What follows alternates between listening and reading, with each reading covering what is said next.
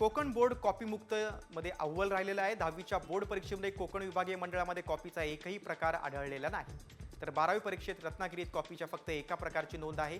तर राज्यातील इतर विभागीय मंडळाशी तुलना करता कॉपीमुक्त परीक्षा घेण्यामध्ये कोकण मंडळ आघाडीवर आहे। अलिबागच्या आग्रावमध्ये कुंडलिका खाडीमध्ये होड्यांची जत्रा भरली होती। शिड्याच्या होड्यांची परंपरा कोळी बांधवांनी जपलेली आहे। कुंडलिका खाडीमध्ये शिड्याच्या होड्यांची स्पर्धा पाहायला मिळाली। या निमित्तानं एकविरा देवीच्या पालखीची देखील मिरवणूक काढण्यात आली होती। या पारंपरिक स्पर्धेला राजाश्रय मिळावा अशी अपेक्षा व्यक्त होती। अलिबागच्या छत्रपती शिवाजी महाराज चौकात विशेष कार्यक्रमाचे आयोजन करण्यात आले। यावेळी कोळीवाड्यातील मरुआई मेटपाडा गोविंदा पथकानं मानवी मनोरे रचण्याची प्रात्यक्षिकं सादर केली। हे स्पॅनिश मनोरे कार्यक्रमाचं विशेष आकर्षण ठरलं।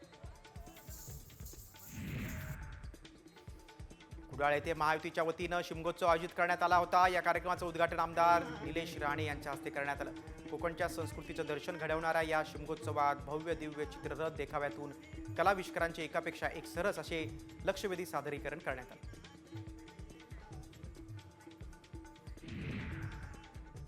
आता पाहूया आपण नाशिकमधील टॉप 5 बातम्या।